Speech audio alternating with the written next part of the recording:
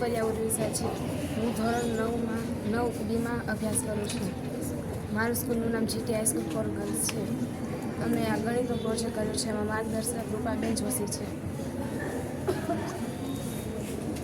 માપના એકમ છે નાના માપથી મોટા માપ લઈ જતા ગુણાકારથી ગુણાકારથી ગુણતા અને નાના માપથી મોટા માપથી નાના માપ સુધી લઈ જતા ભાગાકારથી ગુણવામાં આવે છે. મિલોમીટરને 10થી ગુણતા સેન્ટીમીટર આવે, સેન્ટીમીટરને 10થી ગુણતા ડેસીમીટર આવે, ડેસીમીટરને 10થી ગુણતા મીટર આવે, મીટરને 10થી ગુણતા ડેકામીટર આવે, ડેકામીટરને 10થી ગુણતા એકામીટર આવે, એકામીટરને 10થી ગુણતા કિલોમીટર આવે, કિલોમીટરને 10થી ભાગતા હેક્ટામીટર આવે, હેક્ટામીટરને 10થી ભાગતા ડેકામીટર આવે, ડેકામીટરને 10થી ભાગતા મીટર આવે,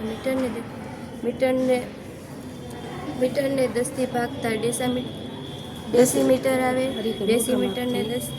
ડેસીમીટરને 10થી ભાગતા સેન્ટીમીટર આવે, સેન્ટીમીટરને 10થી ભાગતા મિલીમીટર આવે.